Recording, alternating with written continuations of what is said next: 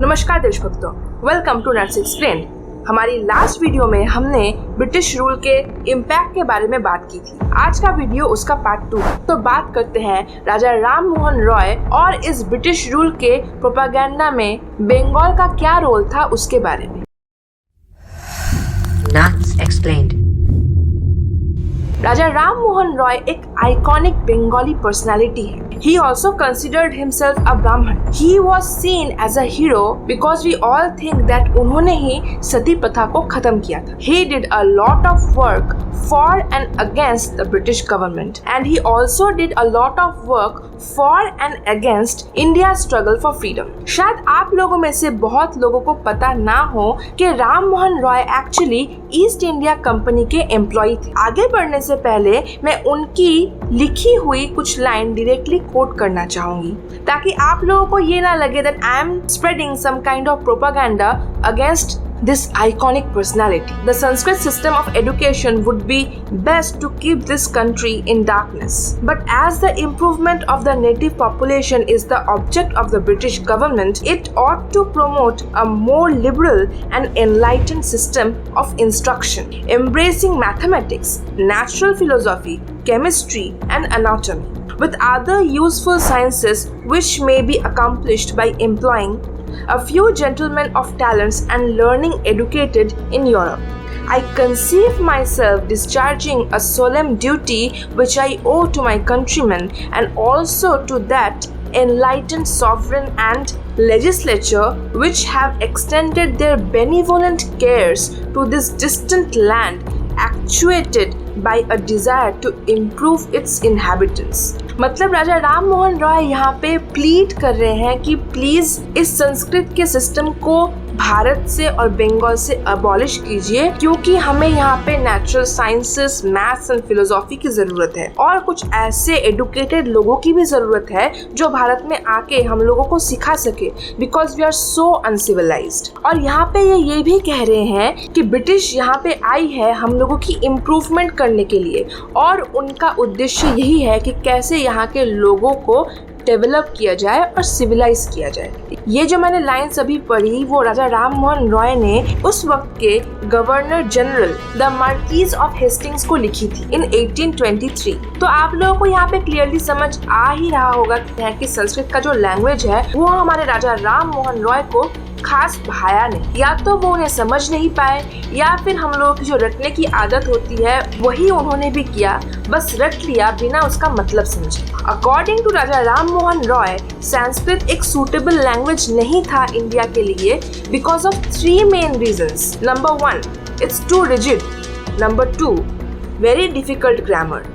Number 3 ये है कि it sets back India because we are only involved in our Vedas and Upanishads, which according to him were unscientific. इसीलिए वो चाहते थे कि बाहर के ब्रिटिश लोग आए और हमें थोड़ा डेवलप करें, हमें थोड़ा इंसान बनाए। तो संस्कृत के लिए इनके मन में एक अवर्शन था और उसकी वजह से पहला काम तो ये हुआ कि संस्कृत को ही इन्होंने गलत साबित कर दिया। बहुत लोगों को ये लगता है कि लॉर्ड मैकॉले जो हैं उन्होंने ही संस्कृत को इंडिया से अप्रूव किया था, लेकिन सच तो ये है कि लॉर्ड मैकॉले ने राम मोहन रॉय के उस लेटर के 12 साल बाद ये संस्कृत को अबॉलिश करने की बात उठाई और तब मैकॉले की बात इसीलिए मानी गई क्योंकि हमें से ही एक so called Orthodox Hindu Bengali पहले ही ये बात की रिक्वेस्ट कर चुके थे। तो इसमें तो ब्रिटिश का कोई दोष है नहीं क्योंकि अगर हम में से ही कोई रिक्वेस्ट करे कि संस्कृत को हटा दो, आओ हमें सिविलाइज करो, तो अंग्रेजों का क्या दोष है? वो तो बस हमारी रिक्वेस्ट मान रहे थे। दूसरी बात ये है कि जो घृणा संस्कृत के लिए थी उसी की वजह से यहाँ पर जितने भी बचे कुचे गुरुकुल चल रहे थे उनको भी बंद कर दिया गया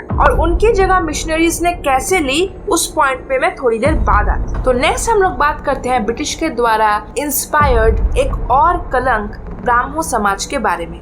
जिनको नहीं पता ब्राह्मो समाज क्या है उनको बता दूं, ब्राह्मो समाज एक मोनोथेइस्टिक रिलीजन है जिसमें हिंदुइज्म, क्रिश्चियनिटी और इस्लाम तीनों के एलिमेंट्स जुड़े हुए हैं और इसके फाउंडर हैं राजा राम मोहन रॉय। मिस्टर राम मोहन रॉय ने ब्राह्मो समाज इसीलिए बनाया था क्योंकि उनको हिंदुइज्म में काफी सारे प्रैक्टिसेस पसंद नहीं थे, जैसे कि मूर्ति पूजा करना, या फिर जिसको हम लोग आइडल वर्शिप कहते हैं। ब्राह्मो समाज में उस वक्त के बहुत सारे कंटेम्प्रेरी राइटर्स और जो एलिट क्लास लोग थे वो जुड़े हुए थे। ये लोग अपने आप को मॉडर्न हिंदुइज्म का फेस भी मानते थे, जो अपने आप को समाज की गंदगी से बहुत ऊपर समझते थे। ब्राह्मो समाज का इम्पैक्ट इतना बड़ा था कि लास्ट 200 साल से उसका रिफ्लेक्शन हम हमारे जनरेशन्स पे देख सकते हैं। आज भी बंगाल में जितने स्यूडो सेक्युलर्स हैं वो भी इस नियो हिंदुइज्म ब्राह्मो समाज के इम्पैक्ट से ही पैदा हुए हैं। अगर ब्राह्मो समाज के सारे एलिमेंट्स में यहाँ पे कहूँ तो वीडियो काफी लंबी हो जाएगी, इसीलिए हम इस टॉपिक पे एक अलग से वीडियो बनाएंगे। नेक्स्ट बात करते हैं कि सती प्रथा के अबॉलिशन में राजा राम मोहन रॉय का रोल क्या था। सबसे पहले तो ये जानते हैं कि सती प्रथा होती क्यों थी। सती प्रथा वेस्टर्न इंडिया में ज्यादा पॉपुलर थी क्योंकि वेस्टर्न इंडिया में सबसे ज्यादा इन्वेशंस होते थे और अपने हस्बैंड की मृत्यु के बाद अपने आप को इस्लामिक इन्वेडर्स से बचाने के लिए कुछ रानियां सती बन जाती थी। लेकिन बाद में यही चीज एक प्राइड का विषय बन गया, एक कल्चरल प्रैक्टिस बन गया, स्पेशली राजपूत घरानों। लेकिन ऐसा नहीं है कि ये जो सेल्फ सैक्रिफाइस का प्रोसेस है ये सिर्फ लड़कियां ही करती थी। बहुत सारे एग्जाम्पल्स हम लोग देख सकते हैं, सिर्फ भारत में ही नहीं, ऐसे साउथ ईस्ट एशिया में और भी अलग अलग जगह है जहाँ पे ये सेल्फ सैक्रिफाइस या सेल्फ इमोलेशन को किया जाता था, इवन लड़कों के द्वारा। मैं यहाँ पे आपको 2 एग्जाम्पल्स दे सकती हूँ। एक है चाइना के मोंग फायू जो प्रोटेस्ट के लिए खुद को आग लगा लिए थे, और दूसरा एग्जाम्पल है Thich Quang Duc of Vietnam. सबको पता ही होगा कि 1963 में इन्होंने बीच चौराहे पे अपने आप को आग लगा दी थी इस बात के प्रोटेस्ट के लिए कि जो साउथ वियतनामीज है वो बुद्धिस्ट मॉन्क्स की हत्या कर रहे थे। तो ये जो सेल्फ एमोलेशन का रिचुअल है ये साउथ ईस्ट एशिया के बहुत सारे जगहों पे हम लोग देख सकते हैं। इंडिया में इसका सबसे पहला केस रिकॉर्ड हुआ था जब अलेक्जेंडर इंडिया से वापस जा रहे थे और उनके ही एक जनरल शशि गुप्त की मौत हो गई थी। शशि गुप्त की 2 पत्नियां थी। उनके मौत के बाद उन दोनों में विवाद हो रहा था कि कौन सी पत्नी उनके साथ ये सेल्फ सैक्रिफाइस करे। तो यही से क्लियर हो जाता है that it was a voluntary system. एक और बहुत ही इम्पोर्टेंट एग्जाम्पल मैं यहाँ पे बताना चाहूंगी। रानी अहल्याबाई होलकर के नाम तो आप लोगों ने सुना ही होगा। तो उन्होंने भी अपने पति के देहांत के बाद सती बनने का सिद्धांत लिया था, लेकिन उनके ससुर ने उनको ये काम करने से रोक दिया। तो इससे और भी क्लियर हो जाता है कि ये एक वॉलंटरी सिस्टम था, किसी पे फोर्स नहीं हुआ था। अब आप लोगों के लिए भी एक टास्क है, अपने घर परिवार में जितने भी बुजुर्ग लोग हैं उनसे एक सवाल पूछिए कि कभी उन्होंने अपने फैमिली में सती प्रथा को होते हुए देखा है। हमेशा वो लोग यही कहेंगे कि हमारे घर में नहीं हुआ, लेकिन कहीं हुआ था, हमने सुना है। तो ऐसा कैसे हो सकता है कि हर घर में यही बात सुनने को मिलती है? मतलब हम लोग समझ सकते हैं कि अभी के समाज में जैसे प्रोपागेंडा चलते हैं उस वक्त भी वैसे ही प्रोपागेंडा चले थे। अभी हम लोग बहुत सारे प्रोपागेंडा को मिनट में खत्म कर देते हैं क्योंकि इंटरनेट एक्सेस है, लेकिन उस वक्त किसी भी बात की सच्चाई को जानना बहुत ही मुश्किल था। अगर कोई बात कहीं पे रट जाती थी तो वो लोग एक दूसरे को बताकर उसको फैलाते थे। यही एक बहुत बड़ा कारण है कि इंडिया में इतना ज्यादा पॉपुलेशन होने के बावजूद भी नंबर ऑफ सतीज काफी कम थे और उसको प्रोपागेट करके ज्यादा बताया गया। ब्रिटिश और राम मोहन रॉय यही प्रूव करना चाहते थे कि सती प्रथा को इन्होंने ही अबॉलिश किया था, और इस काम को करने में बंगाल के साहित्यिकों का बहुत बड़ा रोल है। हम ऐसे बहुत सारे स्टोरीज देख सकते हैं जो कि यहाँ के राइटर्स ने उस वक्त लिखी थी, और हर स्टोरी में हम लोगों को सती का एंगल और समाज का शोषण किस तरह से हो रहा है वो दिखाया गया था। लेकिन किसी भी स्टोरी में आपको ये नहीं बताया जाएगा कि 1800s में जो पेशवा थे उन्होंने सती प्रथा या फिर जो जौहर का सिस्टम है उसको बैन कर दिया था, और 1821 में मराठा एम्पायर ने भी इस प्रथा को बैन कर दिया। ब्रिटिश ने इस सिस्टम को बैन किया 1829 में।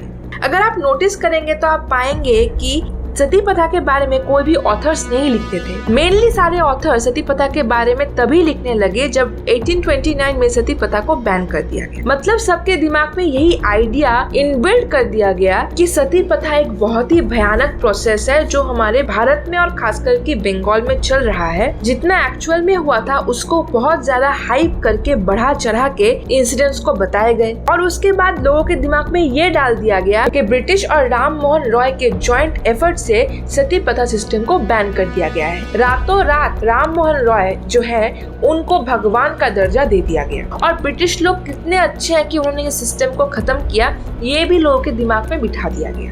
लेकिन एक बहुत बड़ा सवाल ये है कि राजा राम मोहन रॉय जो थे उन्होंने ऐसा क्यों किया, ब्रिटिश वे ऑफ लाइफ को बढ़ावा क्यों दिया। सबसे पहले तो बात करते हैं उन्होंने जो स्कूल्स बंगाल में एस्टैब्लिश किए थे। 1817 में उन्होंने डेविड हेयर के साथ कोलैबोरेट किया और हिंदू कॉलेज को एस्टैब्लिश किया। 1822 में राम मोहन रॉय ने एंग्लो हिंदू स्कूल बनाया। 1826 में उन्होंने वेदांता कॉलेज बनाया और उन्होंने इंसिस्ट किया कि वेदांता कॉलेज में उनके जो ब्रह्म समाज के टीचिंग्स हैं, जो कि मोनोथिस्टिक डॉक्ट्रिन्स हैं, उनको पढ़ाया जाए along with modern and western curriculum. तो आप लोग समझ सकते हैं ये स्कूल का नाम ऐसे रख रहे हैं, Hindu college, Anglo Hindu school, Vedanta college, जिसको देख के लोगों को लगेगा कि हाँ ये हम लोगों की कल्चर के साथ जुड़े हुए स्कूल हैं, तो यहाँ पे बच्चों को भेजना चाहिए।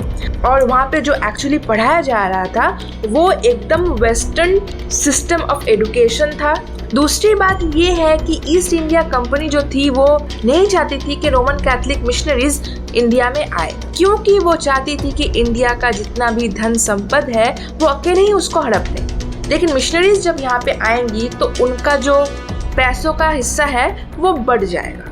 लेकिन मिशनरीज को तो आप जानते ही हैं, वो कोई ना कोई रास्ता निकाल ही लेते हैं अपना काम करने के लिए। इसीलिए उन्होंने एक डेटा बनाया जिसमें उन्होंने ये दिखाया कि पूरे भारत में सती प्रथा चल रही है और यहाँ पे जीसस की टीचिंग्स की बहुत ज़्यादा ज़रूरत है। जो डेटा उन्होंने सबमिट किया उसमें ज़्यादातर केस उन्होंने दिखाए कि बंगाल से हो रहे हैं, जबकि उस वक्त ज़्यादातर केस वेस्टर्न इंडिया में ही होते थे। तो उनके डेटा के साथ रियलिटी का दूर दूर तक कोई वास्ता नहीं था। लेकिन इसी डेटा के चलते उनको भारत में आके अपने रीजन को प्रोपागेट करने का परमिशन मिल गया और उनका ये काम शुरू हुआ बंगाल से ही, क्योंकि बंगाल ही ब्रिटिश का कैपिटल था। और राजा राम मोहन जैसे जो लोग थे वो तो खुद ही चाहते थे हम संस्कृत को भूलकर, अपने कल्चर को भूलकर पूरी तरह से जो वेस्टर्न मॉडर्न एजुकेशन है उसको अपना लें और इन टर्न कन्वर्ट भी हो जाए। अब आते हैं मेन मुद्दे पर। सब यही सोचते हैं कि राम मोहन रॉय एक बंगाली ब्राह्मण थे, लेकिन असली बात तो ये है कि वो बहुत पहले ही कन्वर्ट हो चुके थे। इसका प्रूफ ये है कि वो इंग्लैंड में जाके बस गए थे। जिस आदमी को अपने भारत से, अपने लोगों से इतना प्यार हो, जो एक सोशल रिफॉर्मर हो, क्या वो अपने कंट्री से दूर जाकर रह सकता है?